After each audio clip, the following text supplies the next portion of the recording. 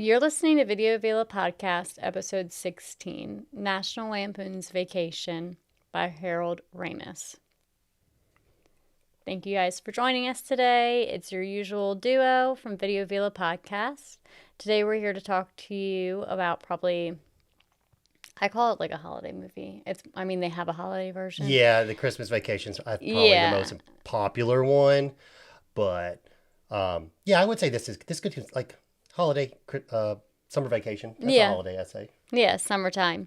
So today we're talking to you guys about National Lampoon's Vacation, which stars Chevy Chase. You also get a little bit of John Candy in it, which a lot of people are a huge fan of. We also talked about another movie John Candy was in, which was Uncle Buck. Which is one of Logan's favorite movies. Well, another connection is, John Hughes wrote this one. Yeah. So, and he wrote and directed Uncle Buck. So it kind of comes full circle when you talk about John Candy a lot. Is we get a lot of Hughes connections. Yeah, true. Yeah, it seems like a lot of writers bring people back that they really like. Yeah, makes sense. Yeah, well, like with directors and stuff like that, it's very popular for like a director to like want to stay with certain actors because they understand them. They see their vision. Like John Carpenter was big with Kurt Russell because he just mixed well with Kurt Russell. John Hughes it was very good friends with John Candy. So like he always brought John Candy back for a lot of things. Yeah, it seems like right now like Tim Burton's really into what's her name? She plays Wednesday now. She's also in the new Scream. Oh, she's not in Scream. In this new Scream? No, she's not in Scream. The girl that plays Wednesday? Oh, Jenna Ortega. Yeah, I'm like, sorry, she's definitely in Scream. I thought you were talking about Christina Ricci? Yeah, Christina Ricci. No, I'm talking about the new Wednesday. Yeah. Christina Ricci will and always be, or is and will always be Wednesday. Oh, but no, 100%. The new Wednesday. Yeah, no, 100%. This movie, if we want to start, I'm going to start going into like just overall Have love. at it. Yeah, this movie is so freaking good. Yeah. And the fact that it gets overshadowed by Christmas Vacation, I don't get it. But this movie, let me correct myself. Christmas Vacation's great. It's fantastic. I love that movie. But I love... Well, yeah, because they have vacation, Christmas Vacation. Well, there's European Vacation, then European Christmas Vacation. It reminds... And then Vegas Not Vacation. the acting and the theme, but they remind me of Big Mama's House. I don't see that. Wasn't there like a bunch of different like Big Mama's House? No, you're talking about Medea. Oh, yeah, Medea. Two completely different movies. Yeah, but it reminds me of like the Medea series. Yeah. For some reason. Not the acting, not the storyline, but just in general, like you have a bunch of, they're all around the same theme, and it's a series. A repetitive thing around the same theme. I could see that. Yeah, Medea is a big franchise. You don't have to that lie. If you don't Tyler. see it, you can see No, it. no, it's Tyler Perry. He created that franchise, and I could see where you can get that. That's the first time I ever went to like a sold out movie theater. Oh my God, I worked at the movie theater. I worked at Shady Brook Cinemas in Columbia, Tennessee. It's no longer there. What do you do? What's the? I don't know. I don't know what you're doing. Like God rest his soul, whatever. Yeah, I'm like R.I.P. Yeah, R.I.P. I'll pour my Diet Pepsi out on the carpet. No. But no, over here. I worked there, and I didn't. Well, this is a tangent, so bear with us. But yeah, I worked there, and I had never seen a movie sell out the way Medea movies sell out. It was me and my friend Megan, and after school on Friday nights, we would walk around the mall and then like catch a movie or whatever, and then my dad would pick us up, or we would go home, or someone would drive us home. And we literally like just stood in the back of the movie theater. Yeah. And then finally one of like the ushers came in and was like, we're sorry, it's full. Do you guys want to see a different movie? And I think we saw, 27 Dresses? Came out around one of the Medea movies. Probably. Yeah, I remember Something 27 like Dresses. Yeah. And there was no one in there. It was like us and like 5 other people in that Krista movie Heigl theater. or whatever her name is. Yeah. But yeah, so this kind of reminds me of the Medea franchise or series for some reason. Again, not with the acting, just the fact that it's a repetitive series. theme. Yeah. Well, those are a lot too. But like this one, like it started with Vacation, the series. And the thing is like the National Lampoon stamp, like that was a big deal. Like, unfortunately, like coming up to this one, they did have some bombs before Vacation, so they were really needing a hit because Animal House did like so freaking good. It was a huge thing for the magazine because it started out as a magazine. You had Doug Kenny, Doug Kenny, and hold on a second, let me refer to my notes because I try to memorize it, but I'm not the best at memorizing it. But Doug Kenny, Henry Beard, and Robert Hoffman, they were writing on the Harvard Lampoon, and then they started creating their own magazine called National Lampoon, in which it's basically an edgy comedy style magazine. I wouldn't refer it to like Mad Magazine because Mad Magazine obviously was before National Lampoon, but it was just edgy comedy and some satire and stuff like that. Like, I put a picture up right now before I discuss it, but there's a famous magazine cover where it's like, if you don't buy this magazine, we'll shoot this dog. And it's a picture of a dog and a gun in its face. Oh my God. It's hilarious. Actually, if you so want to, funny, I forgot to laugh. if you want to see a good like movie about it, Netflix did make a pretty good movie with Will Forte. Oh, nice. And it's a pretty good one. Yeah. But yeah, this was like the National Lampoon stamp was kind of a big deal for a while. I mean, like, they kind of started getting into more like making fun of movies, and stuff like that, like parody style. But as far as like this point, these were just original stories. And it was you were in for laughs and something to be on the edgy side when you saw the National Lampoon logo, which is weird because when you get to Christmas Vacation, this is definitely more of a family movie, and I think that's the reason why people remember it so much, because it is a family movie. But I'm not saying that doesn't mean it's any good. I will just say the comedy in Vacation is hands down just better. Like, and it's just, and it's edgy. I don't like saying edgy. I'm just saying it's just a different style of comedy that we don't get anymore. And I know that movie Hard Feelings came out, and I think apparently it was supposed to bring back that style of like comedy, like a more crass style comedy. I haven't seen it yet, but I do like comedies like this, like kind of like I don't remember if the Cheech and Chong movies were edgy, but they were fucking funny. I love the Cheech They were funny. I love Tommy Chong. If anyone can hook me up with meeting Tommy Chong, I will pay you any type of money. Debatably, but yeah. But this this was, I don't know, like Trading Spaces. We talked about that briefly when we talked about Coming to America. It's just different types of comedies that were coming out. The humor that it reminds me of in National Lampoon's Vacation, and I'm going to relate it to a TV series because if there's anything I really, really love in this world, it's sitcoms.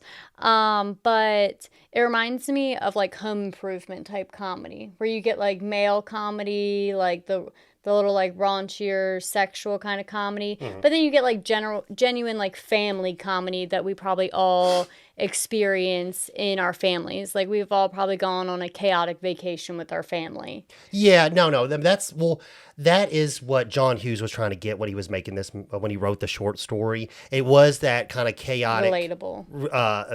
It was basically a story of him being a child and going on these great adventures. With his family, cross country and stuff like that. It was called Vacation 58, and that short story was read from producer Marty Simmons, and he loved it so much he was like, we need to make this into a movie. They took it to Paramount and they were like, nah, we don't really like it. And then after taking it to Paramount, Warner Brothers read it, and they actually had some I would say probably younger people like that was reading over the script and got it and understood it. Like the short story, you're like, okay, yeah, let's make this into a movie, because sometimes, there is a generational gap when some things that some people think are funny versus other people think are funny. Oh yeah. It definitely skips generations.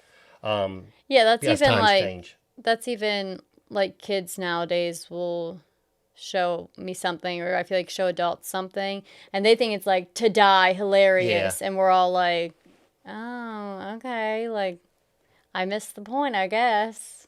Yeah, Whatever. that's no cap.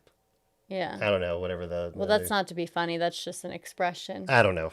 But I mean, like, like the things that like games and things like on YouTube and stuff that kids find entertaining. Sometimes I'm like, why is this like watching other kids play? Like the obsession right now with kids watching other kids play on YouTube. I don't get it.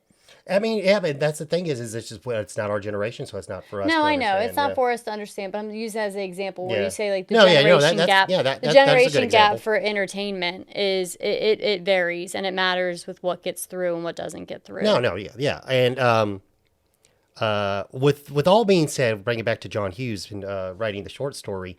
Then he was hired on as screenwriter. I read somewhere that this was his first time being a first-time screenwriter, but based off of like after seeing that statement and then re-googling it and stuff like that, there is certain things dated pre this, so I don't understand where that was coming from. Where they were saying he was a first-time screenwriter. I don't know if they just didn't take all his other screenwriting credits into play because they weren't like consideration because they weren't professional. Yeah, I don't know. Who knows? But the original script was the child's point of view, the children's point of view, the kids. Yeah. Which, if you know anything about John Hughes, that's what he builds his stuff on. His empire is on the viewpoint of a kid. You know, he's that generation's voice, which is very well done. And the thing is, like, very based off his movies. If you go through his movies portfolio, you can definitely tell. He does try to pull from each household. I mean, like, he tries to relate to every movie is not the same. After going through his movies, like Some Kind of Wonderful, the main lead in that movie, he is not from a wealthy family, and he is kind of a family that's kind of trying to make ends meet, and that's why his dad's so big about him, like, you know, like not going to art school because he felt like it's a waste of time and stuff like that. So like he does do a good job when he writes stories of trying to, okay, this is from a upper mid class, this is from low class and stuff like that. So yeah, I mean, he definitely has that viewpoint. I am glad they didn't stick with that because I don't think this would have been the movie that it wouldn't have been the same movie because Chevy Chase and Harold Ramis basically took the script and rewrote it and did it about Clark, and that's why I think this movie does so well because. God damn it, I love Clark Griswold. Griswold. I love, like, if you watch the movie, he's so calm. And yes, he has his blow up, but think about how far it took him to blow up. Like, you know, like, I mean, like, into the movie. He has that, but the thing is, like, he is, like, even when his car gets smashed, he doesn't freak out. He just takes the freaking... the Queen Truckster. No, first they try to get into the smashed car. No, but that's the thing is he doesn't like it's I don't know like, and that's all that is pure Chevy Chase like comedy. That's pure Chevy Chase. His acting style, just taking objects that would not be funny and making them funny. Yeah. Like that's just you. I don't think you can teach that. That's just given. That's just like a point of view and stuff like that. That's just a good quality actor, a good fit actor. Yeah, and I really like.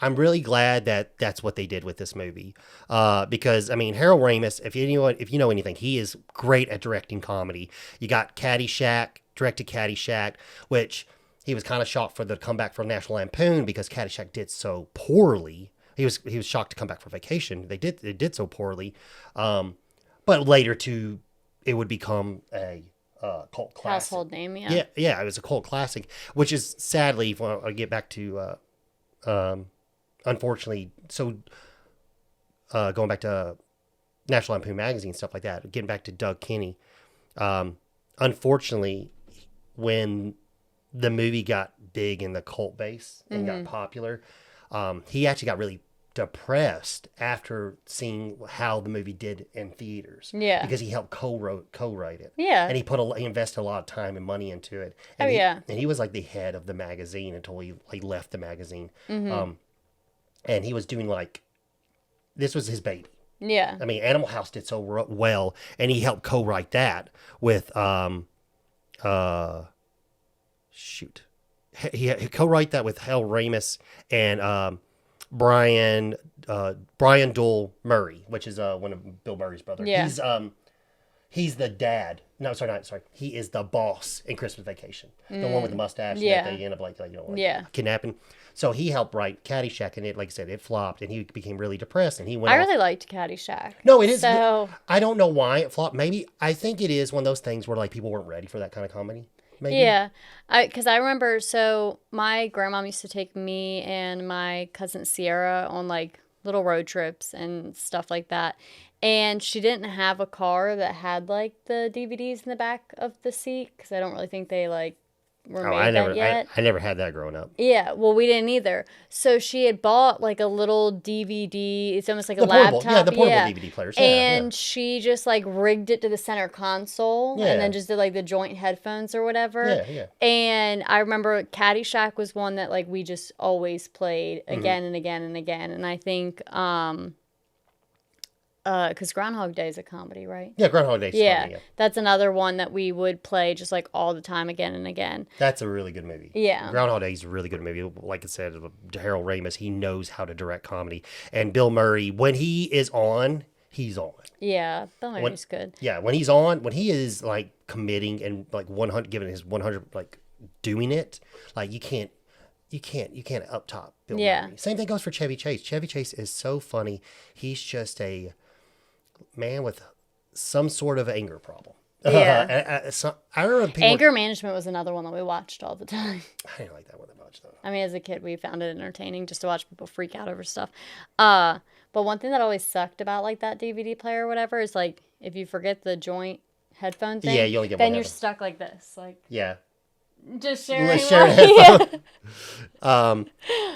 But yeah, unfortunately, getting back to Doug Candy, he actually passed away before he could see the success from Caddyshack. So when National Lampoon Vacation How'd he came die? out, they said he had a really bad fall. Oh, okay. There was some people saying he killed himself. Like That's where I thought we were headed. I don't know if it was said that he fell. He fell off a mountain in Hawaii because that's where he was. Oh. He was like, he was like 60s and 70s, you know what I mean? Why was he on a mountain in Hawaii? I mean, he was traveling to Hawaii, but why was he on the mountain? I can't remember. Like, I don't know if that's where like he used to hike and stuff like I'll that. go down the rabbit hole tonight.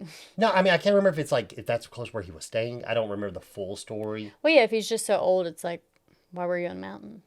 What were you doing? I can see where the conspiracies are coming from. He could have been meditating. I know. I'm just like meditating. People get on top of mountains and meditate all the time. All right, so the only meditation Logan knows is clearly out of like a magazine. I'm not saying I'm 100%. If I want to meditate, I'm not about to just go hike a mountain. I'm just gonna find. If you're like one of those spiritual kind of people that are like the crunchy kind style people. If you're really spiritual, I feel like you could do it anywhere. Yeah, you could, but maybe you're like, hey, I'm in Hawaii and there's this beautiful mountain. Let me go up there and meditate. I don't know. Yeah, I mean, I'm just saying I can see where people pull conspiracies from. No, I agree. I'm not saying like, yeah, I would not disagree that. Either way, that's unfortunate. But yeah, so when this movie was made, the last two movies that came out before this, that National Lampoon's name was on, flopped, and the one before this one, I can't remember what it's called. I'm not even going to try to guess. But it went like straight to video. So like they wanted to do they wanted the same success as Animal House, which another great comedy director, Jonathan Landis on that one, which we talked about in Coming to America. But this movie did so freaking well. Mm-hmm. This is like one of those stamps I don't even know what I'm trying to say here. All I'm saying is like, either. It did so well where like, it's one of like, I think, let's say it reinforced the stamp of approval for the National Lampoon name. Yeah. Franchise. Yeah. Franchise or whatever. Nice. Which I agree 100%. It's a phenomenal movie. Which was funny because the ending actually made the audience feel the exact opposite. They liked the movie till the ending. So the original ending, because the ending that we got in the movie is not the original ending. The original ending was actually going to be them kind of, it was going to be kind of like a Christmas Vacation kind of scenario. They actually went to Mr. Wally's house. And that's when Clark gets the gun, they go to Mr. Wally's house. And they hold him up for ransom style. And they're like, hey, you know, we drove all the way here and your park's closed, so you need to entertain us. Kind of like stuff. And that didn't do well at all. I can see why. Well, a lot of people, like, this whole movie, we want to see people get to Wally World. You know what I mean? And that is the end destination. Why, you know, like, why did we not get that? So when they went back 4 months later to reshoot it, and they created the Wally World, which the Wally World is from 2 locations. It's from a racetrack. Yeah, a racetrack in California, and then Six Flags. Nice. So the parking lot is the racetrack, which they put a matte photo on the back. So they cut out, they filmed the parking lot, and they cut out the background of the horse my rack. thing is, anytime I heard Wally World in this movie, I was thinking of Walmart. No, yeah. That's, I mean, we've, as an older generation, we've started calling it Wally World, as we referred to as Walmart. Yeah. Which I don't even remember when the first Walmart came out, but I knew Walmart was not Walmart back in 1983. Like, you know what I mean? Like, it was not the empire it is today. Well, also Kmart used to be huge. I feel like before Kmart and Walmart Sears got were huge. like the juggernauts. Yeah. Yeah, which is surprised because they both fell. Yeah, unfortunately. I love Kmart. But yeah, so they reshot the ending. They hired John Candy, which John Candy is actually technically playing a character he used to do on Second City TV. And they, for the little bit of screen time that John Candy got, because John Candy was hot at the time, like he was hot, they paid him $1 million. Oh, wow. And the thing is like when it's like they reshot the ending, so they had to call the studio, ask for more money to reshoot the ending. Yeah. They're like, okay, how much money do you need? Like about $500,000. And they're like, okay, that's fine. And Warner Brothers like, fine. And they're like, okay, we also want John Candy, and his agent wants $1 million. So I need another $1 million on top of the $500,000. Yeah. Which is crazy to think about. Like back then in 1983, like just like, and the studio was just like, okay. Yeah. Beverly D'Angelo took a little convincing on doing the film. They wanted someone who was, you know, they wanted the mom to be beautiful, and they didn't want her to be like dumb-witted or anything like that. Yeah. They wanted her to be more of like strong character, and that's kind of like, you know, I can put up with Clark because I know he's crazy. Yeah. You know what I mean? Which I think she did a great job. They were going to get Kim Cattrall, originally offered to get Kim Cattrall to play the character, which I'm extremely glad they didn't, because I believe Beverly D'Angelo did an awesome job. And every time she's on screen, it's just, she's great. Like, I mean, they did a good job playing a family. Well, when you're trying to build a family unit, I feel like you have to definitely be very strategic. Well, and the relationship that Clark and Beverly have. I mean, sorry, Chevy Chase and Beverly have. Yeah. Like, they built their own relationship in this franchise, and it does well. That's so just well. Like King of Queens. What's their names?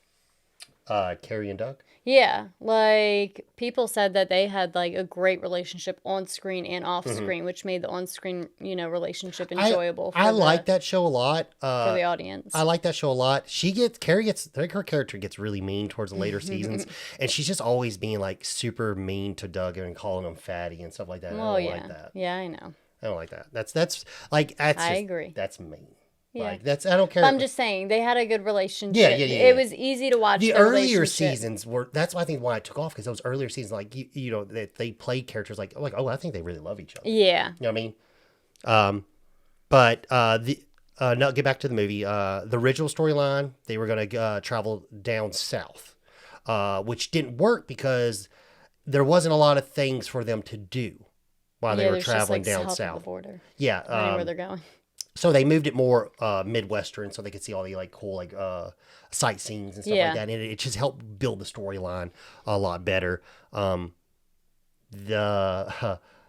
other fun fact is like, so the famous car, basically they took a Ford wagon, and Harold Ramis was like, they just kept on adding shit onto it to where like No, it's not ugly enough yet. No, it's not ugly enough Yeah. yet. No, it's not ugly enough Just yet. get it cringier and cringier. I had mentioned this, but the very first car I ever wanted was a wagon or Wagoneer. Yeah, no, I like I like Also, wagons. yeah. I think the station wagons are very cool looking. Yes. And Also, honestly, so I still will take one. If no, they were yeah. still like a thing. That Well, they don't 70s make them show really, anymore. yeah. Well, I mean, I guess like the You could Subaru buy, Outback. I think that's the no. closest thing you can get to a wagon because that's kind of I like mean, what you it could is. buy an old one. Oh no, yeah, I thought you Just were like saying you if can get they're an still old making them. Ford. No, I I was know like, they're not making them. I don't live under a rock. Um, I live on the rock. Um, but yeah, no. Also, another thing that got me really into like the Ford, or the wagon, whatever station wagon, was that '70s show, which is my favorite show. yeah, Set 70 show, the The Vista Vista Cruiser. Cruiser. Yeah, that was a iconic car. If you think like, because that's what 10 seasons, right? I think it lasted 10 seasons, didn't it? Yeah, something like that. Yeah, and that's a Because big. then you also get the season or the episode where Eric is not supposed to drive the Vista Cruiser, but does, and forget, or no, it's when Red gets a sports car. And he Oh takes yeah. her on the date and he does everything right, including putting the hair on the steering wheel or on the key, but he forgets to turn the radio down. I don't know if you ever like forgot to turn your radio down after just having a jam session. You turn your car on and damn near deafen yourself. Yes. Yeah, it's the worst. Um, but yeah, like, what was? Do you remember like the first time you saw this movie? Because I watched this a lot with my dad growing up. Yeah, I think as like a kid around um like the holidays, but then again, it's not really necessarily I mean, it's a summer vacation type movie. Um, but yeah, like my family watched a lot of the show. Well, one, we did like blockbuster nights on Fridays when I was like younger, but then we always watched the TV networks that always had movies playing, Mm-hmm. like Stars. Mm-hmm. There's another one that plays like more like mystery type movies. So if it was anything on TV like that, ABC Family, anything like that, then I've watched Yeah, it as a kid. I watched this a lot. Once we finally got cable, I watched this. Well, we didn't get cable. It was satellite internet because we lived out in the boonies, and you can't get cable out in the country. The Wi-Fi barely works there now. Yeah, I'm surprised Mom has got Wi-Fi. She's like, it's that Net Geo, whatever. Well, what? No, it's AT&T Wi-Fi.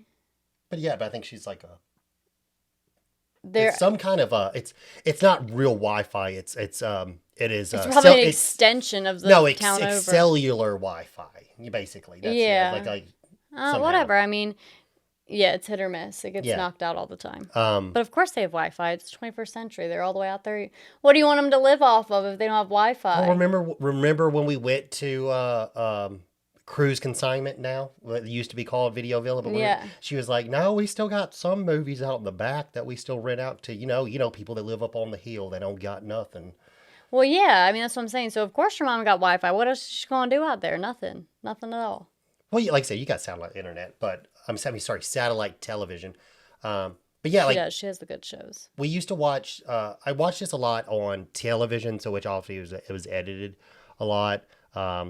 Hell, I didn't even. To be honest, it wasn't until I got older and I watched the actual like real version. I didn't even know it had titties in it. To be honest. Oh yeah, the first naked person I like saw in a movie and remembered it was the male actor in Forgetting Sarah Marshall. That's the first one. Yeah, that I remember. Like, okay. well, because it was a naked dude. Yeah. You see like naked girls, and I'd walk downstairs. My parents would be watching like a horror movie, and it would have a naked scene, or like a love story, and there'd be a naked scene. But you never see the male. But like Forgetting Sarah Marshall, they like put it all out there. Yeah, 100%. He's just standing there, butt ass naked. But yeah, this movie. That was the first time I put a movie in, and then was like, shit, there's a straight up naked person in this movie. Yeah, once I got older and I could watch this, like once I was like, I had control over the TV and play Yeah. it. I watched this a lot, like a lot. For the titties. I mean, I will say Beverly D'Angelo is a beautiful woman, and I don't know why he keeps on trying to go over to Christina Brinkley because I think she's much prettier. I think they're both very pretty. Yes, I take that back. That is Well, they are both beautiful women, and I think the thing is broadcasting is like no one you should have- be prettier. I take that back. Anyways, but I think that it's broadcasting like you have like someone with you, and then it gets mundane or whatever. So then Yeah, you're you're probably like, boring. Yeah, I think that's what they're trying to show with that yeah, dynamic. she's younger, and her and Clark they got kids, and obviously they've been Well, they're around. arguing on vacation. Yeah, Yeah, it's yeah, I can understand the storyline. That was just my opinion there. But yeah. So you want to read back the VHS, and we can get into reviewing it. yes. So on the front, you have a very comical Trojan-like pose from Chevy Chase. And that's actually from Boris. I wrote it out like where you how you pronounce someone's name, where go write in like 3 different ways or whatever. Yeah. It said Vallejo. Yeah. It doesn't look like it says that way, but the internet says Vallejo. Yeah, and then Beverly D'Angelo and Christina Brinkley are like holding onto his legs. Anyways, so beyond that, the first review you get on the back is have a good laugh. I liked taking this vacation.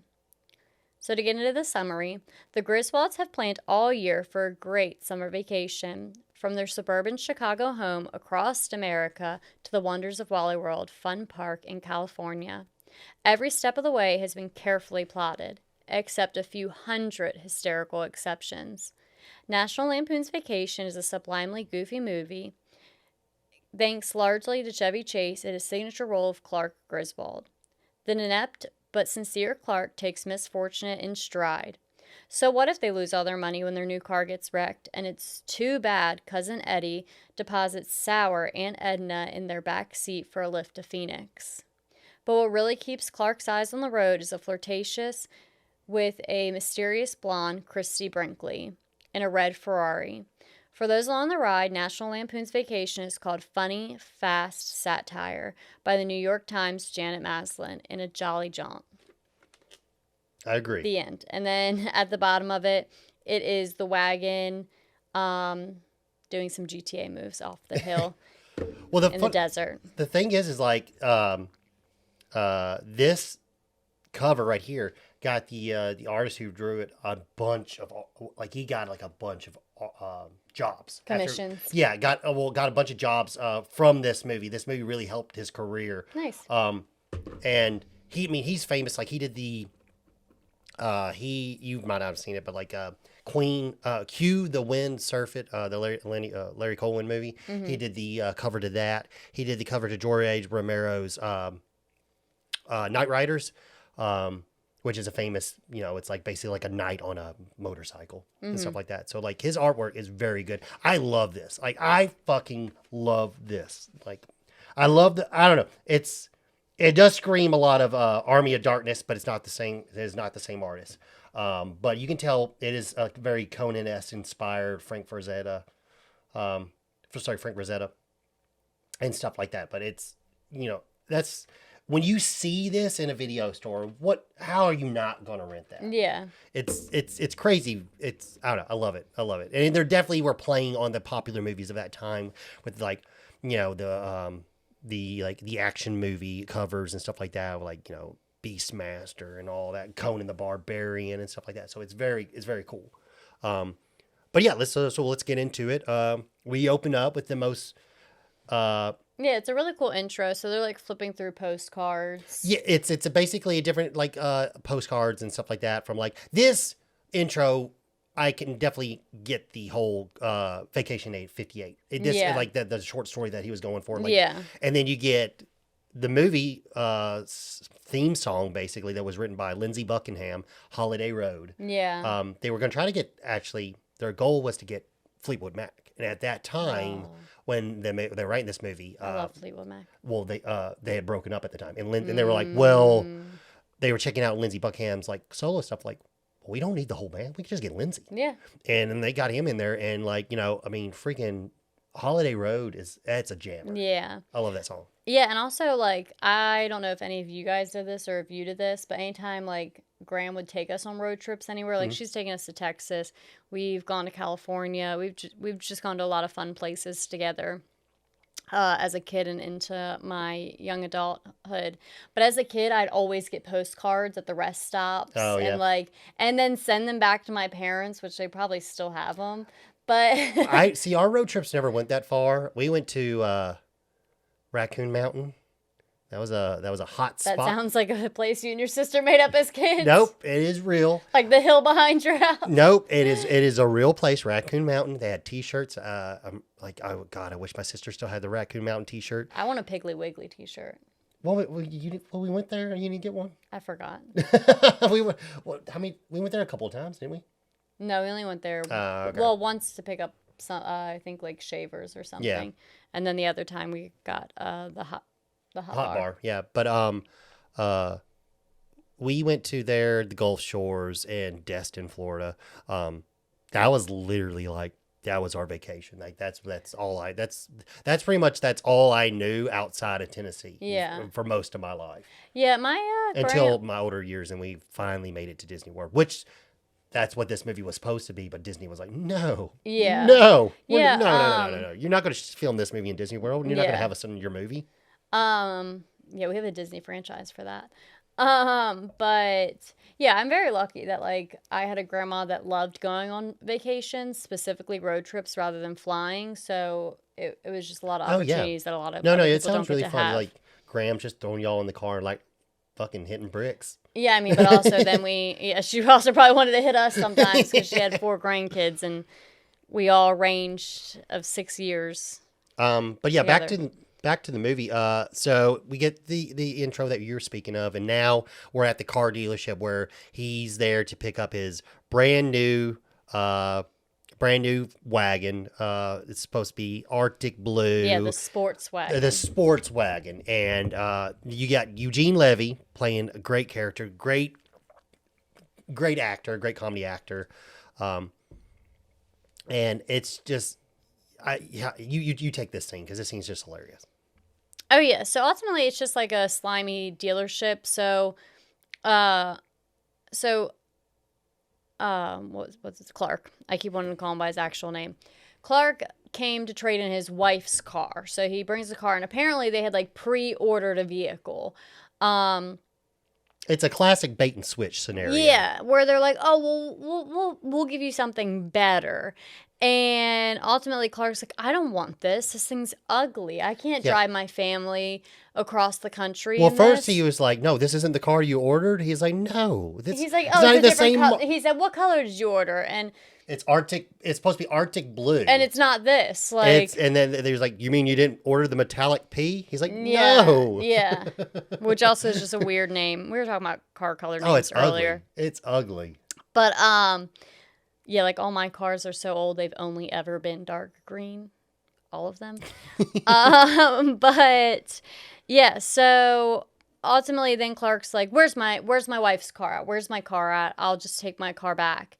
And as he says that, and the dealership guy, Davenport, go get his car. Yeah, and that's funny too with the Davenport guy. You see getting crushed in the back. He also asked the mechanic, like, "Where's this gentleman's car?" Yeah, he's like, Davenport, where's his car at? I don't know, sir. And he just walks away. Because he's like, why would I know? It's just like, it's a overly obvious bait and switch situation. Yeah. So then you get them bringing out the crushed original wagon, and they like jokingly try to get into the crushed wagon on the street, and it switches home, and they show up in the metallic P wagon. But then they get home and yeah, Ellen's like, where yeah, why? This isn't the car you ordered? Yeah, she's like, is this the one you ordered? He's like, it's even better. Yeah. So then he's trying to like bait and switch her, and then she's like, why is it still running? Why didn't it turn off? All new cars do that, honey. Yeah, all new cars do that. It'll stop.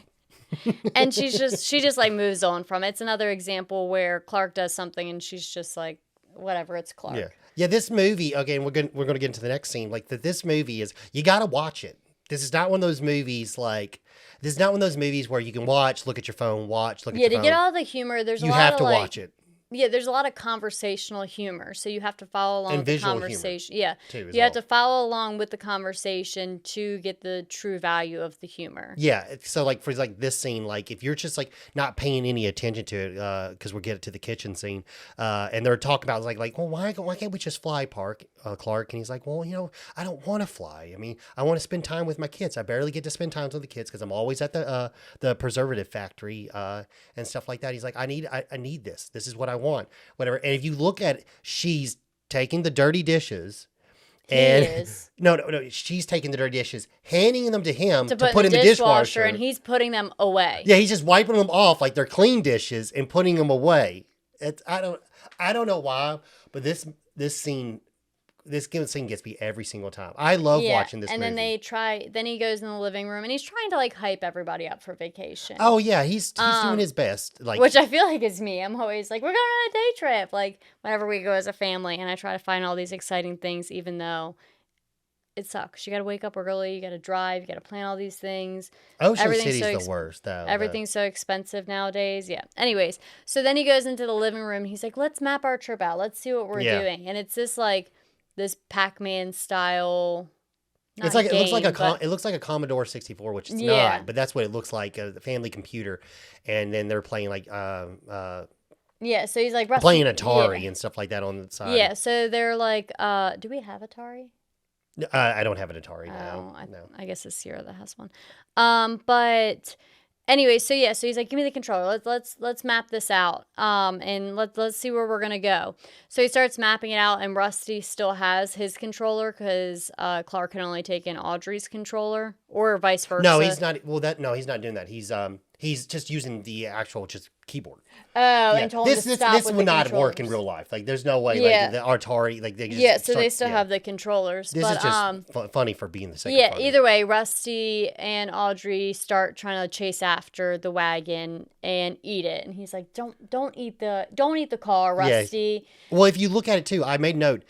It shows up at really quick, but it's the trip.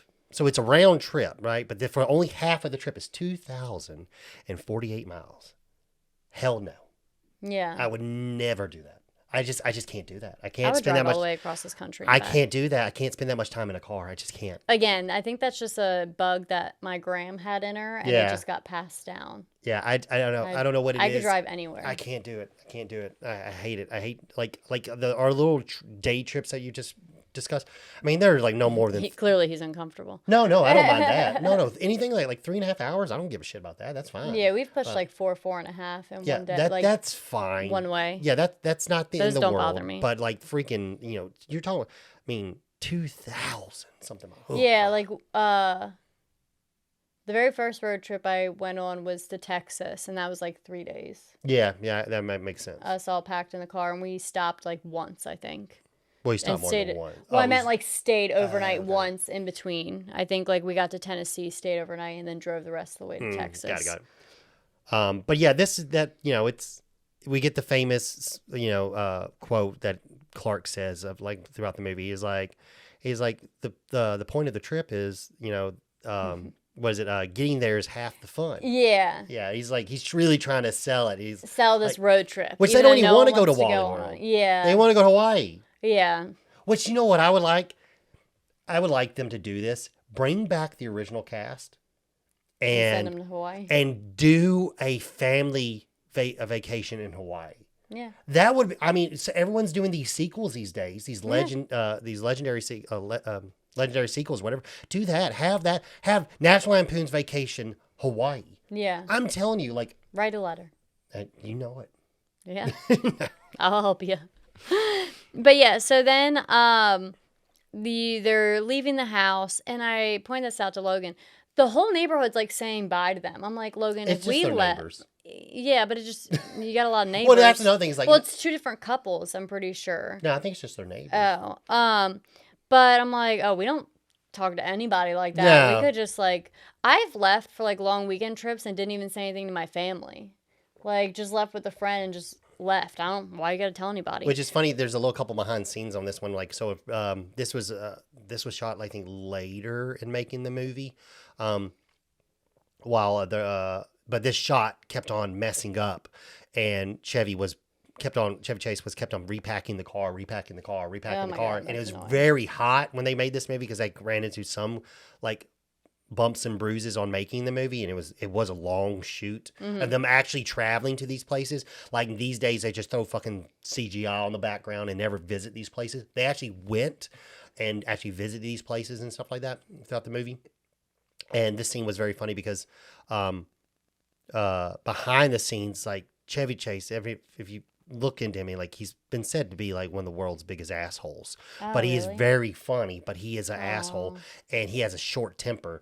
And he got really fucking pissed at Harold Ramis in this scene because they kept on retaking it because it just wasn't coming out correctly. And he was like he grabbed one of the suitcases while he was racking it, And and threw it. he wanted to throw it. And the thing is, Harold Ramis is behind the camera. He's watching him, and he's like, again. This is Harold Ramis telling the story, and he goes, I see him. He looks over there. He's like, can't do that because there's a camera. He looks over there. I can't do that because there's a light over there. And so he just sees Harold Ramis, and Harold Ramis is like, he's gonna throw it at me. He's gonna throw it at me, and he just throws it at him. And he goes like I put my leg up and kicked it down, and it's funny because there's like two sides of the conversation because there's Chevy Chase telling the side of the story, and then there's Harold Ramis Are telling the they side of the doing one story. of like the table talks where both? of them No, are this talking was like about on a Inside or something like that. Yeah, but they're Hollywood sitting Inside. together and No, talking. this is two different interviews, Oh, but they're cutting them together. yeah. So it was But really yeah, funny. so then they say goodbye to everyone. Yeah, like our neighbors, they'll leave and like they only hit us up if they have an Amazon package, and like same for us. Yeah. Like, can you grab that package? But other than that, they're not gonna come give us hugs and stuff goodbye.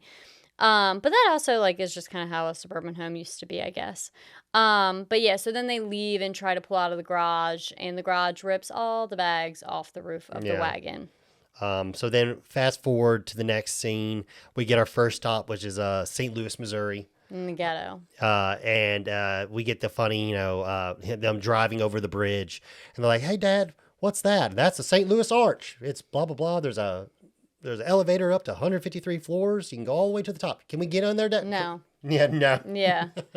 It also reminds me of like your dad for some reason, because it's like he totally could not even be telling the truth. Like he could totally not even know what that tower is, Yeah. but he's just gonna act like he knows what it is. And as a kid, your parents could tell you anything. No. As a kid, your parents could tell you anything, and you're like, okay, Yeah, whatever. I can attest to that because Yeah. there's some stories I'm going to get to when we get further into the movie because there's some parts of the movie that relate to stories my dad has told me. And the thing is, if you know my dad, I will say, if you know my dad, he's an angel on earth. He but is the he best likes telling person to watch stories. movies with because if something is funny, he makes you think it's funny. Yeah. Because there's a famous awful Eddie Murphy movie called Pluto Nash, and Movie Dumpster talked about it and stuff like that. Where it is not a good movie. It did very poorly, and it's just a big flop. Yeah. But if you watch that movie with my dad, who thinks it's hilarious, you start thinking you're crazy. That empathetic humor. You start to think you're crazy. Like,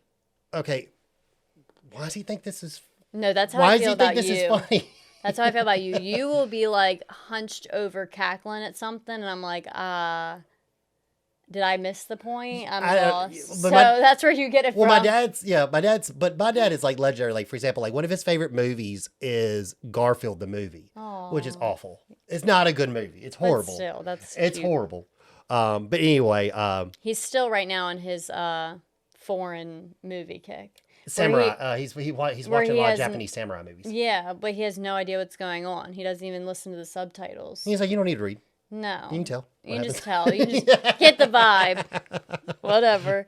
But yeah, so they now make a wrong turn and end up in the ghetto. Oh, God, this scene's hilarious. And Ellen is like, just get us out of here, Clark. No, yeah. She said there. She goes, she's like, Clark, you took the wrong way. We're not supposed to be here. He goes, it's not a big deal. He's like, hey, the kids aren't used to this. Maybe this is good for them. Maybe they need to see this so they can understand. Oh, yeah, because her argument is like, we don't live in an area like this for this reason, Clark. Yeah. It's not safe. Yeah, and she said, no, they need to see the, there's other sides of the spectrum and stuff like that. And then all of a sudden you hear a gunshot and he's like, roll 'em up.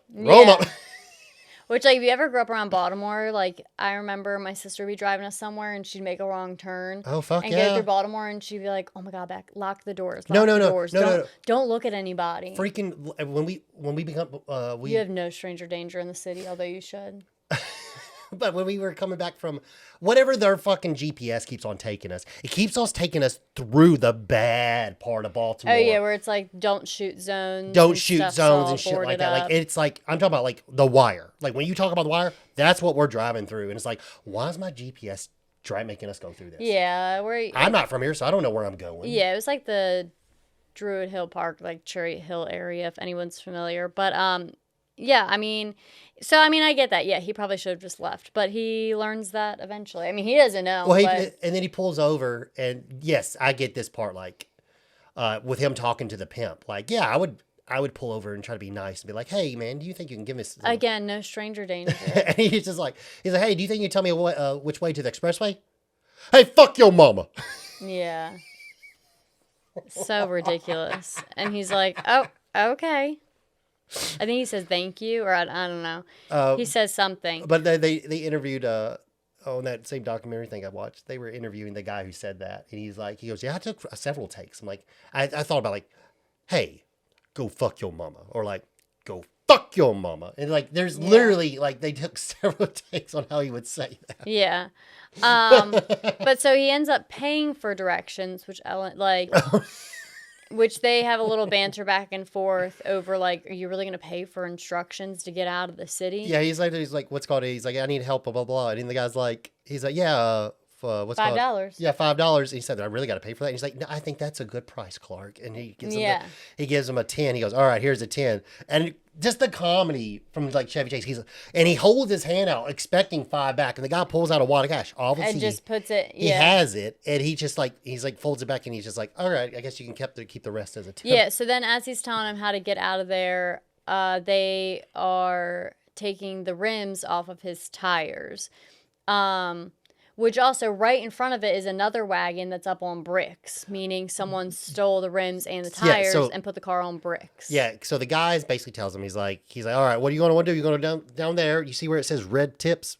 Wait, never mind. You don't want to go down there. No, don't go down there. He said, you want to go down there? He's making the conversation long enough that they get the rims off the car. You're going to go down there, and you're going to see a Trino with no wheels on it. All right? Now, that's my cousin Vicky or whatever. He's like, and then you're going to talk to him, and he's going to tell you and tell you that tell you that you're my boy, and he's going to help you get out of the freeway, get to the freeway, because man, this ain't my neighborhood. I ain't even from here. I'm from the south side of Chicago. I'm here on vacation. Yeah, and as they're talking, like, you see them rolling, like, the rims. Like, they're all working lower than the windows of the car, so you can't even, notice if you're in the car, which, how would you not notice that? And they also spray paint, honky lips. Oh, I forgot about that part. I noticed that part one of the other times we watched it, but not this one. Well, that's so funny. This movie, which apparently, this movie, they talked about how, like, obviously this was not politically correct, and they think they regret this scene a little bit later in the years. I'm sorry, this scene is fucking hilarious, and I think this is that type of crass humor that the National Lampoon, like, this is that kind of humor that we don't get anymore, and it's fucking hilarious. Yeah. Anyways, but yeah, so now this scene cracks me up. So Clark starts falling asleep while driving, which I don't know how people can do it, but Logan's mastered it. Yeah, she has to, when we take long trips, she has to stay up with me and keep me awake. If I keep on talking and someone's with me, I've like dozed off while driving, like kind of like, oh, wake up. I do it like it's my job. Yeah, he does it. Like one time we just went out in the area for a night and we're coming home at 11:30 and he was falling asleep while driving. I understand that if you've been driving all day long. I can't explain it. It's my gift. It's my superpower. Yeah, it's a dangerous superpower. But my granddad was also like that. Like would just straight up like just slip right out into his sleep while driving. What is that called where you just like suddenly fall asleep? Sleep sleep apnea. Narcolepsy. Yeah, so in this scene, Clark is like just straight up like passed out sleeping. Everybody's Yeah, asleep. it's great. It's a great he's scene. talking in his sleep, essentially, and so is Ellen. No, she's like, no, Ellen's like, Sparky, turn off the TV, just come to bed. Yeah.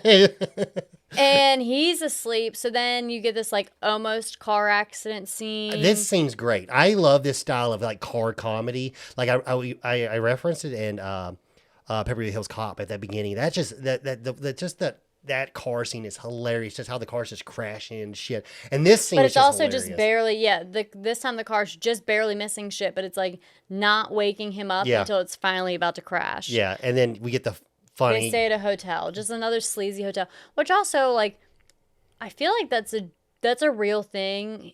When you're on a family vacation or a family road trip, you stay at the most creepiest hotels in the planet. I don't. Here's the thing: is when you're a kid, you don't realize it. No, I remember realizing it. Yeah, we stopped somewhere. I remember one stop we went with Cameron. If you're listening, I think you can remember. But I remember that one time when we were going to Florida, and we were going through Atlanta, and we went through my dad took a wrong exit or something like that. And we went in a very bad area of a town. He had to get gas. And I remember, like, my dad just, like, he pulled into the gas station. And, like, it was, all I remember is him, like, him getting in the car. He was like, that bar's on the window, Kirby. We got to go. We're going to another gas station. That bar's on the window. Oh, my gosh. But, yeah, like, we stayed at some crusty hotel that had, like, bugs in the shower and stuff, and it just, like, stunk. And this was, like, in the middle of the night, like 2 a.m. or something like that.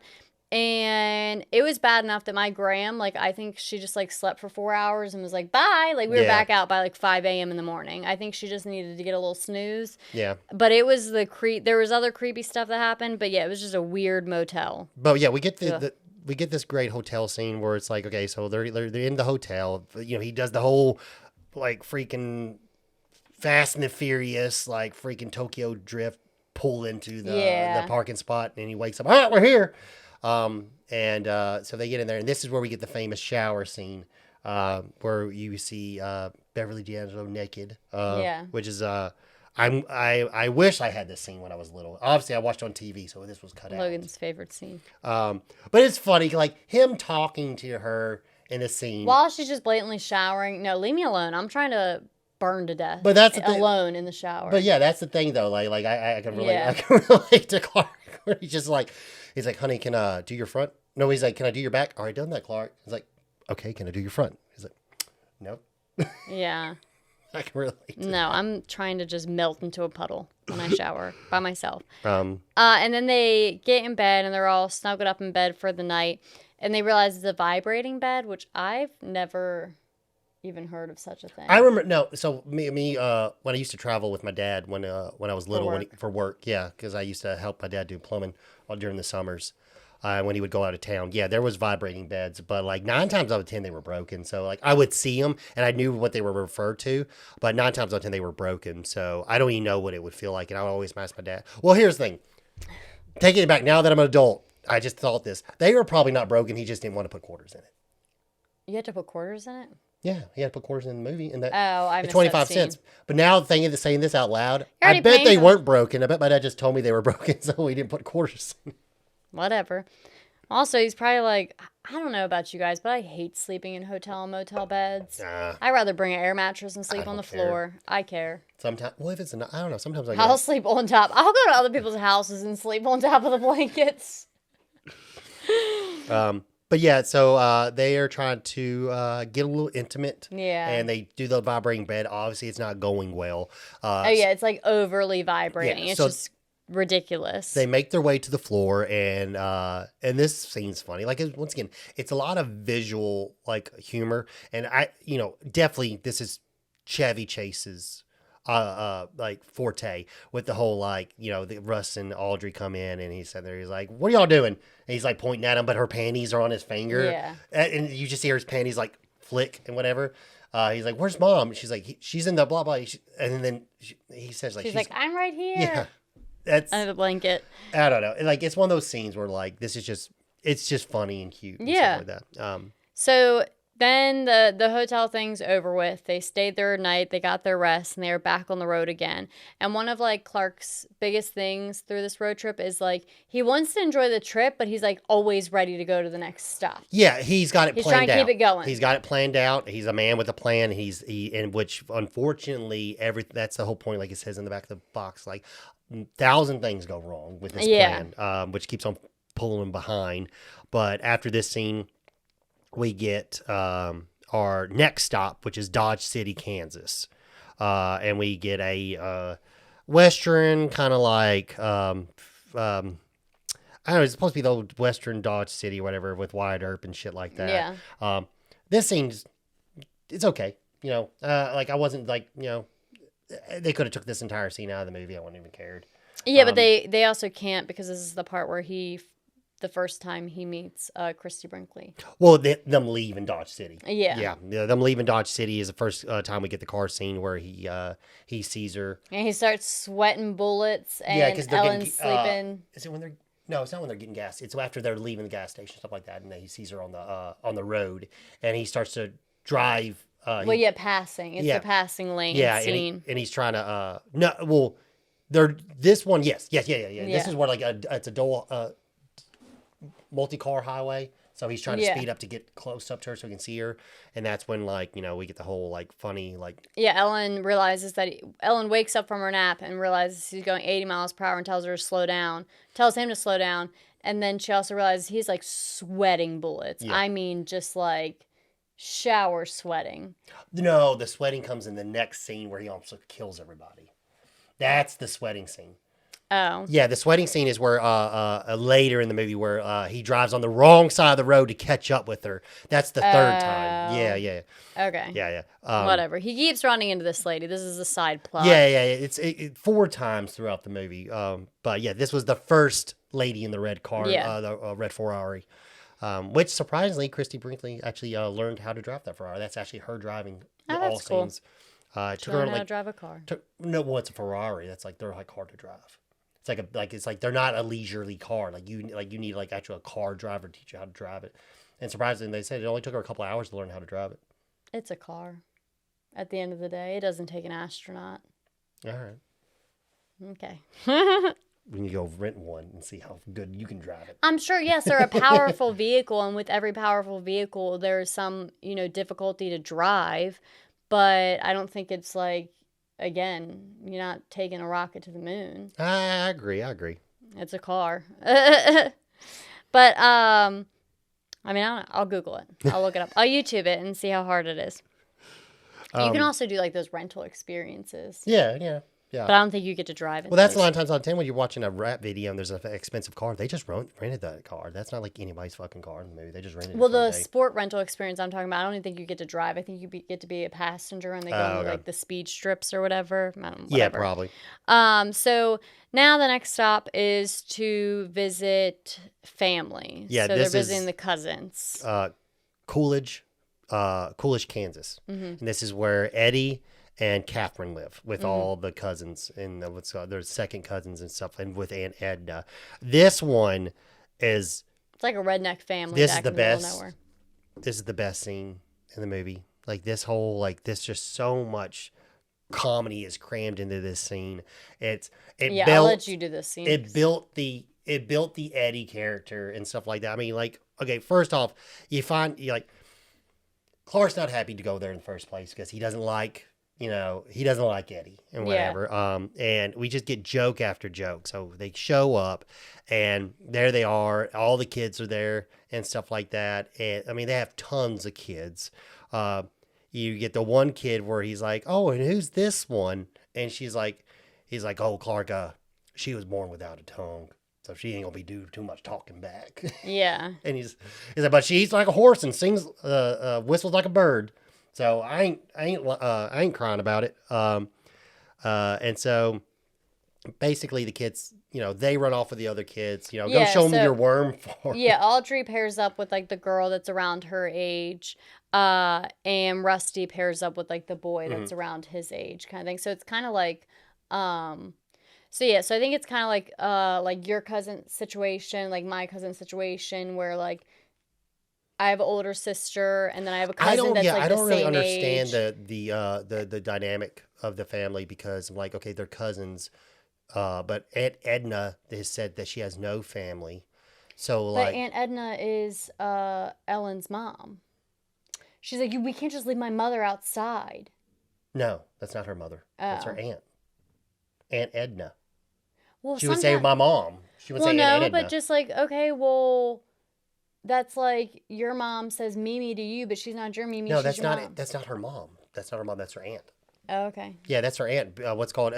That's the thing is like, but so like, Catherine's her aunt. I mean, Catherine's her cousin, and so Catherine is married to Eddie. So that makes Eddie her cousin, and all the kids are their second cousins. Yeah. So it always made me want to like, okay, Family trees are always a pain in the yeah, this one was ass. just a little confusing. I wonder if it's just done on purpose. So you're like, okay, who are you? Just know they're Whatever. their Yeah, cousins. who That's gives a it. shit? Um, Meaning, like, I think they're just the directors and writers are probably just like, whatever, they're somebody. yeah, And that usually is how like road trips or family reunions and stuff is. People will be like, oh, this is your like so and so so and so, and I'm like, I don't even know you. yeah. But yeah, so you get we get tons of stuff here. Uh, you got Eddie and Clark dynamic, which is hilarious, which is, they made it even funnier in Christmas Vacation. But you see Eddie's basically having a hard time, and it's just like Eddie's that person, like, you can tell Clark he never wants to get in a conversation with him because Yeah. it's just like, oh my God, it really, like, come on, Eddie. Like, I don't even want to be around you, let alone have a conversation with you. And so you get the funny scene where he walks up to his car and puts his 2 fucking beers on his car. It's like, dude, like, like just disrespectful. Obviously, like, could scratch his car. And then towards the end of his conversation, he's like, "You've been driving a while. I bet you would like a cold one." And then he gives him whatever is left of his beer instead of giving him the cold Yeah. fucking the fresh one. And he opens the fresh one. Yeah, and then you also get the scene where Rusty and his cousin are in his cousin's room, and he realizes like they're talking about their Playboy magazines. Yeah, and, so yeah, leading up to that, they was just kind of like ask him like, hey, he's going let's do the different types of video games that he has, and he's like, no, and he's like, got Pac-Man, no, you got this, no, you got asteroids, no, but my dad does. Sometimes he can't even sit down on the toilet. Yeah. And he's like, well, what do you do for fun? He's like, I got a stack of nudie mags about this high. Yeah. And then that's where we get into the that scene with them and talk about the nudie mags, and he's sitting there, he's like, he goes, he's like, I use these a lot. He's like, how do you use a magazine? He's like, this one guy taught me something last summer. You ever bopped your baloney? He's Yeah. like, the fact that he's like, this one guy taught me something. Yeah. And then also Audrey is outside with her cousin on a seesaw, and her cousin's like, have you French kissed yet? And Audrey's like, no. And Well, she goes, yeah, well, everyone's done that. And then her cousin goes, yeah, but Daddy says I'm the best. Oh, yeah, I thought she had said no. See, you remember like exact scripts word from word. I can't do that. Well, I also remember I watched the movie like summaries. 3 times before we reviewed it. Okay, yeah, and I watched it like twice. Oh, well, I took the notes too, so obviously. We'll cut this scene out. Awkward. Yeah, I knew some banter back and forth came around the French kiss, and the first time we watched it, I wasn't necessarily like listening, and I was like, I had chuckled at it and was like, "Huh, that's funny." And then I remember in the back of my mind what actually happens during the scene where she's like, "My daddy says I'm the best dad," and then I was like, "Oh shit, that's fucking weird." Yeah, I didn't think it was funny. I just wasn't paying attention. Yeah, that's the scene. Like, that's the thing is like when she says it, you're like, she said what now? Yeah, what? So we go into then they're going to have dinner, and then we find out that Clark finds out that Aunt Edna is still alive, Yeah. and that she is there, and they do not like their Aunt Edna. Yeah. Well, She's mean. Yeah, Grumpy. and it's funny, like, this actress, like, there was a lot, like, they were looking for, someone who had like a lot of like historic, like older actress that had been A historic person. well, had a good presence in old Hollywood and stuff like that. So they got her, and she acts like this old feeble person walking on her walker or whatever. She gets down the steps, and Clark goes to help her or whatever, and she just pushes her gives them the walker, and just starts Yeah. stomping to the table. She gets down, and they're like, Clark and Ellen are talking to her, and she's like, "Here are you again?" And she's like, "Oh, what's called?" And she's like, "Oh, you're the one who sent me that fruitcake for Christmas." Yeah. He was like, and she's like, "Oh, I'm glad you liked it." He goes, "It gave me the shits," or something like that. And he's like, "Oh, I'm sorry, we didn't do that." He goes like, and he's like, "Have you ever been throwing up for hours, Claude?" It's Clark. Yeah. Yeah. This is Honestly, just, I found it funnier than what Becca did. Yeah, back to how your dad handles movies. Yeah, so then you just get a bunch of back and forth. Ultimately, it dwindles down to like the parents just having conversations with each other. And Eddie expresses that he was laid off from the asbestos factory. Asbestos plant, whatever. Yeah, he's like, ever since they laid me off from the asbestos plant, and the army deducted my his whatever the pension, I forget what it's called, but they took that away because the metal plate in my head's not big enough. Yeah, so ultimately he's asking Clark for money, and Clark is obviously thinking like just a small amount. So he's like, "Yeah, absolutely, of course. How much do you need?" He goes to open up his wallet and pulls out cash. He's like, "About $53,000, Clark." Yeah, and then the wallet just like closes, and they're like, and the cool thing with this franchise is they build on this, because going back to Christmas Vacation, Eddie brings up the metal plate in his head, and he's like, what's called, and he talks to Clark about it. He's like, when she starts that microwave, I shit myself. I forget who I am for 20 minutes every single time. And then he brings up again. He goes, well, since they replaced the metal plate with a plastic one, if I dent that, my hairline ain't gonna look right. So yeah. it's so funny how they keep on building onto the character and stuff like that. I love it. Yeah, so obviously Clark doesn't have the money that they need, but then also they have a gift to give Clark. Which, going back, when you watch Christmas Vacation, and I'll put up an image here, he says when he gives him the shoes, he's like, and I guess these shoes are just supposed to be ugly for the time. I don't know. I'm guessing maybe in the 80s they were hideous. I think they're cool.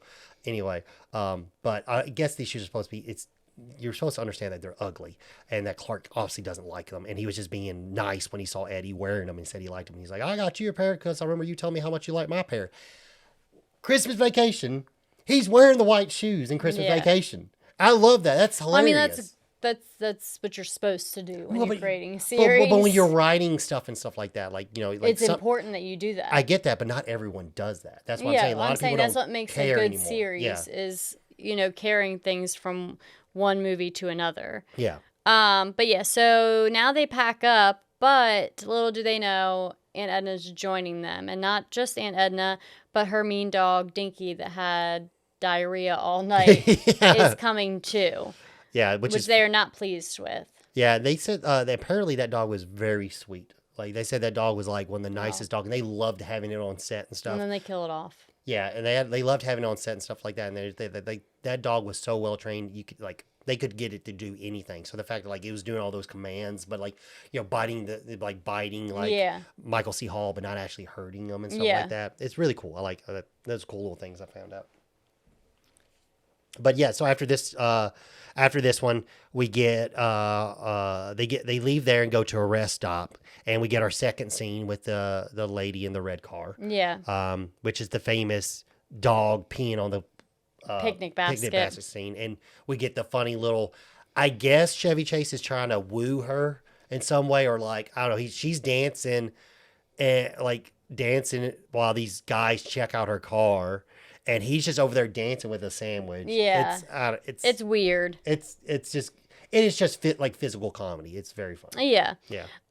So then he finds out that Dinky's pee was in the lunchbox, which also means it's on a sandwich. So then he kind of snaps back out of reality. So every time he sees the woman in the white car, Christy Brinkley, he ends up having something snap him back into reality, away from that daydream. Which is funny. After that happens, and Aunt Edna, she actually takes a bite of her sandwich. She's like, "Oh, I don't care." It takes a bite. That was ad-lib. That was all her. And they left it in the movie. They were like, "Oh, yeah." A lot of this movie was ad-libbed. The scene with the cousin mixing the Kool-Aid. with her arm. That was ad lib. She just did it on the spot because Chevy Chase is so good at improvising shit and coming up with funny things on spot. And that was like one thing. It's like she was talking about. She was like, "Well, I want to try some of it." So she said in that scene, she just, it was like her scene just said, mix the Kool-Aid. Yeah. So she just put her arm in the Kool-Aid jar and started mixing it herself. Yeah. And they just get into the mood. They get into the character and they just find their own ways to add their own pizzazz to it, which I think is really cool and also important to add, their own personal thing onto whoever they're trying to be based off the character. So now we hit the fourth stop, which I was like, why are you stopping so much? I like road trips and I like stopping at fun things, but also you try to limit your stops because you're trying to get where you're going. Yeah. But they do have 2 weeks to do this vacation. So, because that was said in the beginning. But yeah, they get to their fourth stop, which is South Fork, Colorado, which is the camping ground scene. Yeah. This scene's good. There's not as much funny stuff in it, but this is a quick stop. Yeah, it's a quick stop. We get Clark again trying to share the sleeping bag with Ellen. Yeah. He was just trying to still spice things up or whatever, and Ellen's Dinky like, "There's not room for us." Yeah, and then Dinky comes out of nowhere and starts attacking him. Yeah. The main funny part of this scene is when after the end of this, so after the whole night, it's got a pool, and obviously the pool is disgusting. They feel bad because they're overpaying for the tents, and it's they're overpaying for the whole thing. It's just camping for one night. And then after this, they're packing up to leave, and Clark goes to Ellen, and he's like, "Despite all the light problems, isn't this fun?" And she's just like, "No." And that's a Becca moment, 100%. That was 100%. If anyone wants to keep it real with you, Becca will keep it real with you. If it's not fun, it's not fun. But so they pack up and they keep going. Clark doesn't even give a shit that people are not even caring. He's determined. He thinks he's having fun. Yeah. And nothing's stopping him from enjoying this trip and getting to Wally World no matter what. So they're driving to the next stop, and then they start to get pulled over. And this is when you get Audrey trying to push her bag onto Aunt Edna because Audrey's cousin gave her weed. Yeah, and that's the thing is, she makes that quote back in, and she's like, it's not really cool to be a farmer. And she's like, well, what about this? And has a huge box of weed. And she's like, all right, maybe there's something to this farming gig. Yeah, so before she leaves, she calls Audrey over and hands her, I guess, some joints. So she puts them in her purse. But now that they're getting pulled over, she shoves them, or tries to shove them over to Aunt Edna. Yeah. But they were not getting pulled over for speeding. They were getting pulled over because Dinky's leash was hanging from the back of the wagon without Dinky attached anymore, at least. This scene, once again, this is one of those scenes where I'm watching this with my dad, and my dad's got to tell me a story. So apparently, this scene, my dad was like, "Yeah, now you have to tell me a story." But now, take this with a grain of salt. My dad, I don't know how much percentage of his stories. My dad has a lot of wild, crazy stories, but apparently. One of the monkeys that my Uncle Jimmy used to own, and yes, I say one of them because he's owned two. Back in the day, that was a big thing. My aunt had a monkey. You could order them. You could order them through the mail. No joke. No joke. TV. No joke. Yeah. My dad. The infomercials. No. This is you filled out a piece of paper and you ordered them through the mail, and they would someone would show up with a crate and they drop off your monkey. Yeah, my aunt had a monkey. I used to throw the grape peels on the ceiling. But apparently, my dad said my Uncle Jimmy, did that when That's horrible. Yeah, it's an awful story. Why would you tell that story? I don't know. Also, but yeah, anyway. I have a lot of questions, but moving on. Yeah, once again, like I said, with my dad, sometimes a story could be a story or it could be The real. thing is, though, with Logan, so this story he's hoping is not real, but then I'll hear a story from his dad, and I'll be like, Logan, do you think that story is real? Why would my daddy lie about that? I'm like, I don't know, Logan. You tell me all the time his stories are fabricated. And now you're treating it like I'm genuinely insulting him. So, God forbid anybody else question the story. I'm saying that Luke Bryan story, I'm telling you, that's real. I will say yes. I will go. I will The die on that basis hill. of it, yes. I will die on But the the hill. surrounding details, questionable. Yes, there are parts that he added to that story that might not be true, but the part I think that relates to him, part of that story, I will say that is true. Yes, like I said, there is truth mixed in with the fabrication, but God forbid anybody else say that besides Logan. But anyways, so they pick up lunch. Well, so yeah, so they got pulled over. He explains to the police officer, that it was an accident. He feels terrible, but you can Obviously, he also doesn't. see, yeah, you He can see doesn't. he doesn't. He fucking hated that dog. So then the cop ultimately is like, "Well, I'm gonna go pick up the carcass off the side of the road now." And now, so they were trying to hide it from Aunt Edna that. But as soon as he was gets in the speeding. car, and Rusty's like, "Why do you have Dinky's leash?" And Ellen's like, "Rusty, stop talking or shut up." No, he said no. They were talking about you're speeding, driving too fast, Clark. And then Rusty's like, "No, Aunt Edna, Daddy wasn't pulled over. Because he was speeding. Because he was pulled over because." And then that's when Ellen's like, he was pulled over because he was speeding. He's like, and then Clark's like, "I was driving like a madman, Rusty, driving like a madman." Yeah. He's like, "I was pulled over because and of it's speeding." too late. Aunt Edna realized it, so she Because starts the to cop have brings like a in the leash. meltdown. Yeah. Yeah. She starts to have a meltdown in the back seat. Yeah. So they move on. They're picking up lunch at the drive-in, and it's just again a series of unfortunate events. Like he tries to pull the food into the car, but then just. Well, what he is, back in the day, that's how you used to, they were car clips that would clip onto your mirror and stuff like that and hold on your food so you could eat hold your food outside and bring it into the car. But the car's so shitty, the window just shatters when he does it. It doesn't hold it up. So they move on again, and now you get the third visit from Christy Brinkley in the red car, which is where Clark is driving on the wrong side of the road and almost wrecks them. And while doing that, loses some of Ellen's bags, including the one with her credit cards and stuff. Well, this is the scene that you're talking about. When she wakes up, she's like, "Why are you so sweaty?"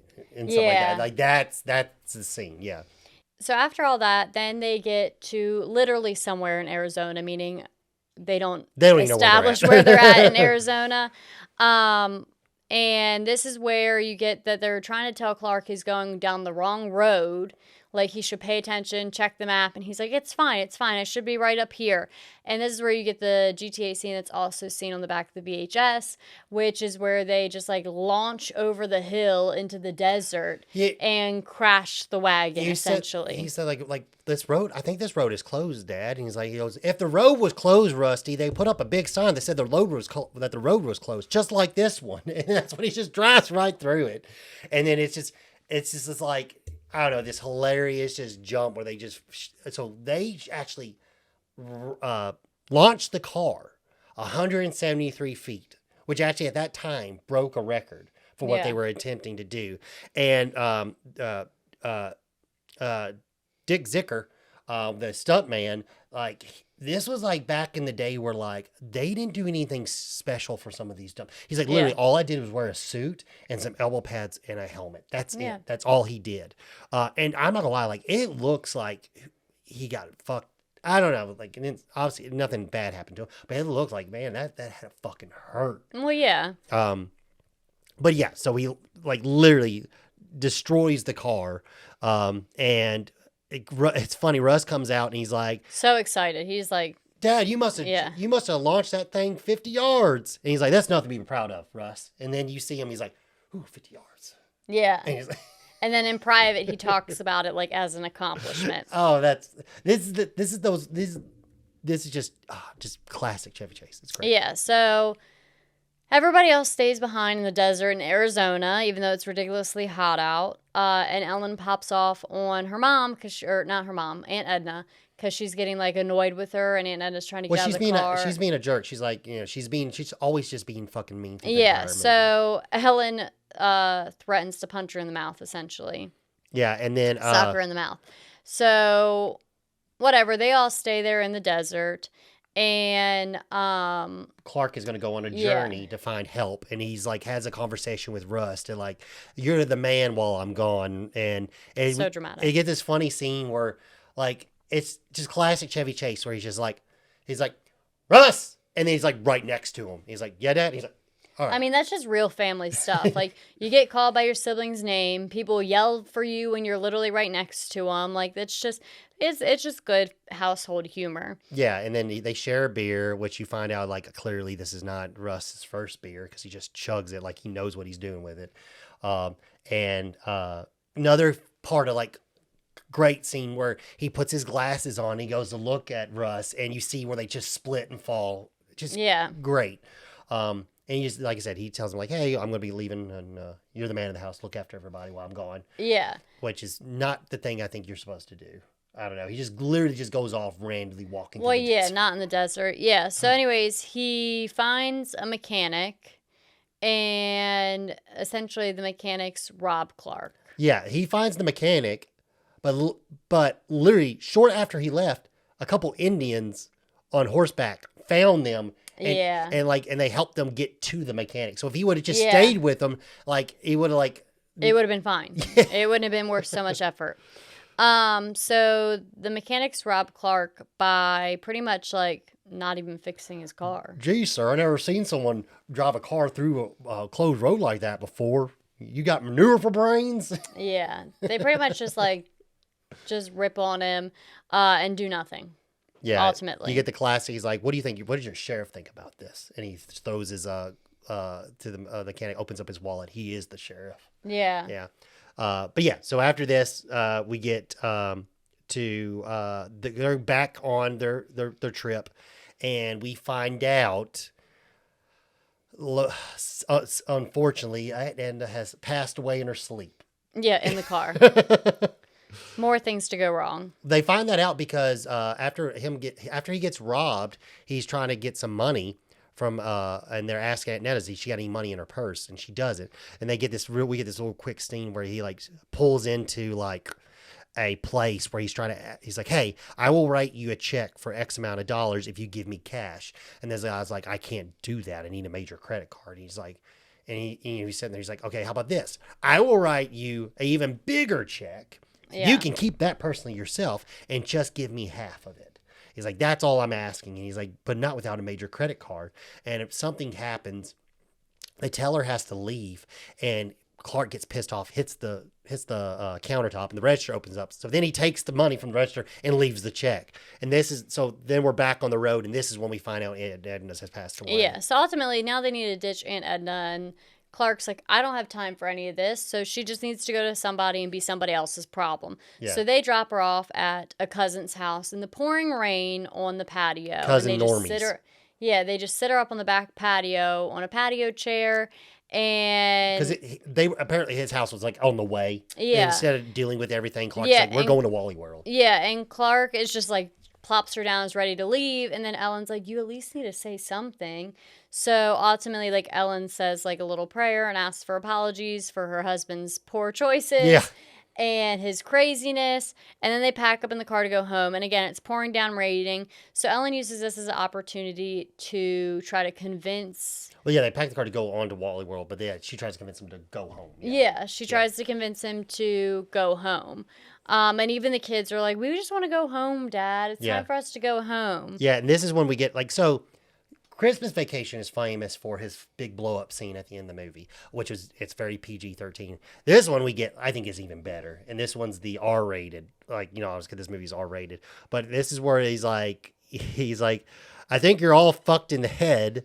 We're 10 hours from the fucking fun park, and you want to bail. Yeah, so it says, well, I'll tell you something. This is no longer a vacation. It's a quest. It's a quest for fun. You're going to have fun. I'm going to have fun. We're all going to have so much fucking fun.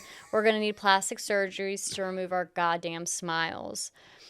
You'll be whistling zippity-doo-dah out of your assholes. I must be crazy. I'm on a pilgrimage to see a moose. Praise Marty Moose. Holy shit. And this is part where that's funny. The funniest part, though, is when Rusty's like, Dad, do you want an aspirin? He's like, don't touch! Yeah, because he reaches over to touch his shoulder. And so at this point, Ellen has just had it. She just, like, shuts up and just, like, looks out the window because she thinks he's lost his mind, which clearly he really has lost his mind at this point. Yeah. And the kids just stay in the back, and Audrey kind of, like, cuddles up with her brother or whatever. It's just like, trying to console each other because this is just the vacation from hell at this point. So they get to a hotel to stay for the night since it's pouring down raining. And Clark finally gets to have some actual interaction. Yeah, he meets he goes upon himself to go out on a date. Well, essentially, we're looking for a date. I don't know what he's doing. He goes to the hotel bar and tries to hit on people, and it's very weird. It's funny, but it's very not. It's not right to do, obviously. But like, it's very like, what are you doing, Clark? And who does he run into is the red car lady. Yeah, Christy Brinkley. And he is just trying to be Mr. Cool, act like he's fucking rich. He's like, oh, I own these hotels, and I go tour she's them. Like, well, what's with the family? And he's like, my brother's family. Yeah. It helps fix the image, complete the image. Yeah. You know, while I'm not looking after my airlines, I'm looking after my hotels. And somehow they get to talking, and they end up convincing each other to go skinny dipping because she jumps in the pool. In the hotel pool. And, you know, obviously when he jumps in, he wakes up the entire hotel. Everyone in every room comes out. Yeah, and it's like the rooms are facing the pool. Yeah. Yeah, it's so, and when all the rooms come out, that includes Ellen, Audrey, and Rusty. Yeah. To find their dad naked in a pool with another woman. Yeah, it's I will say he's had better decisions and stuff. And yeah, and Ellen's like, what are you doing, Clark? Like, he's like, oh, well, I jumped in the pool and I didn't know she was in there, and I got scared because she scared me because I thought I was all by myself.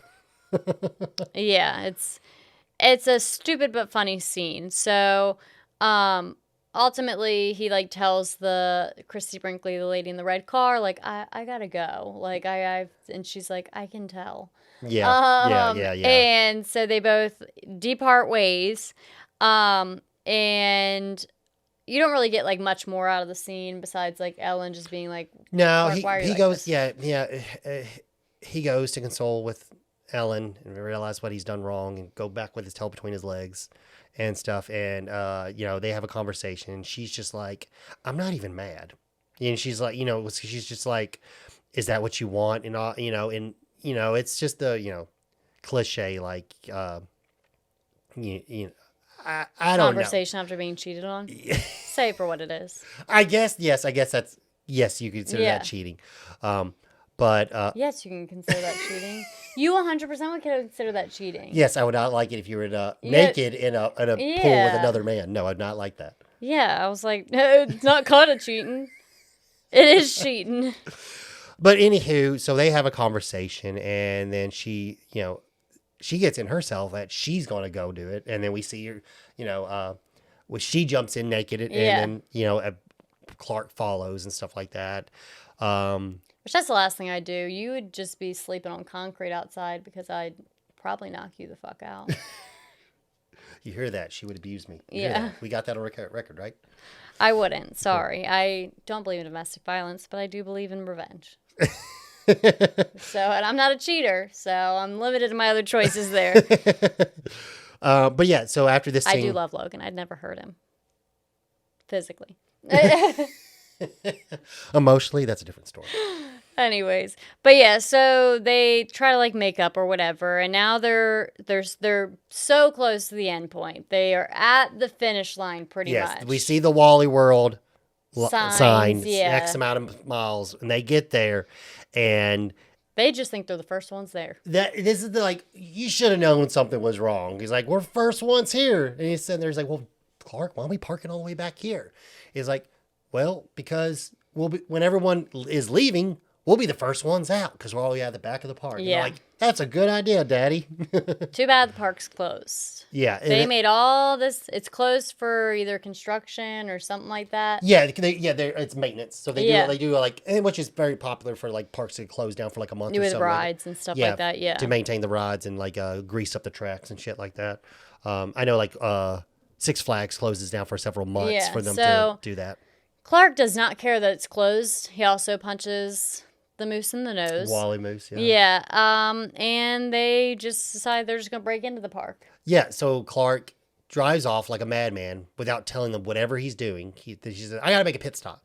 And he goes into a sporting goods store and gets a gun, which we think it to be a legit gun, and drives back to the Clark. And he drives back to the park. Yeah. And he's just being a crazy madman. Like, what are you doing, Clark? He's like, just like losing his mind. He's like, I demand some fun. We drove all the way out here, and I just want to have a civil conversation. We're gonna have a civil conversation with Mr. Wally, and I just want to I want him to explain to us that we are owed fun, and that we're gonna get some. And this is when we get John Candy, and Clark basically holds John Candy up hostage, as hostage, so he can ride, and another security guard, so they can ride the rides. And he demands that they ride the rides with him, so he knows that they're not calling the police or anybody. Yeah, and then we get and he demands that they have fun while doing it. Yes, and then we get a famous scene where John Candy, which is funny because apparently a lot of these people, John Candy, including Chevy Chase, did not like rides.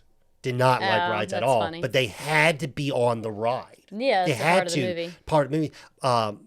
Beverly D'Angelo actually got a double because she's a couple carts behind them. But since John Candy's in the front of one of the rides, he's in the very front. You can't put a double there because the camera's right in front of their faces. Yeah. Same thing goes for Chevy Chase. You can't double Chevy Chase, but they hid Beverly D'Angelo in the back. Wow. But yeah, so like this was pretty funny listening to them talk about like how like they don't mess around with rides. Yeah. Even to where the actor that played Mr. Wally, he was such a good actor. They said he showed up to set and he was like, all right, now we're going to walk you through the ride. We're going to go up here. He's like, oh, I've done this before. Don't worry. He wanted the job so bad. He just said yes to everything. And when he got up on the ride, like obviously he did not know what he was in there for. And he had never been on a ride like that, but he wanted the job and he wasn't going to say no. Yeah. That's sweet. But yeah, so we find out it looks like the SWAT team has been called. Yeah, there's obviously some sort of emergency button that can be pressed or whatever. Yeah, and they bring Mr. Wally finds out takes a limo to the park, and then the SWAT team shows up, and they basically are to extract the family from the park. Yeah, and basically arrest them, and because they think they're terrorists. Basically. Yeah, and they're trying to like arrest the kids, the parents, like the whole nine. Yeah, which is I'm so glad. Like when bringing it back to earlier in the episode, like I'm glad this is the ending they did. I'm glad it wasn't like them going to the house and holding. Well, no, because then afterwards they Wally lets them stay at the park. So, spoiler, whatever. They don't get arrested. Wally understands where the Griswolds are coming from, and that this was just a silly mistake. And Clark really tries to sell it. He's like, wouldn't you do the same for thing your kids? And he's like, no. Yeah, but anyway, so he gives them the rest of the day, or like I think a couple hours to have fun at Wally World, to open Wally World up for them. Yeah. And even he's gonna go enjoy Wally World with them. Yeah. And that's the thing is like, that was the kind of thing is like, have you ever done your own ride before? And they kind of like convince them into going and stuff like that. So it's a really good ending. Yeah, it is. I really enjoy the ending. The whole movie altogether is good and funny. It's a good, wholesome family movie, obviously with more adult humor in it. But it's still good. I feel like older children that it's acceptable for some of the humor could watch it and, enjoy it as well. And I mean, these comedies aren't made the same way anymore. Well, yeah. We're not, we haven't seen a comedy like this in a while. Yeah. And I it's just, the thing is studios aren't willing to try on something like this because they don't think it's going to bring back enough return. Yeah. And investing in the money. And what we end up getting is a lot of comedies that go straight to Netflix, which, I mean, I'm not gonna lie. And I will just say a lot of these movies that go straight to Netflix and stuff like that, like I don't think they're good at all.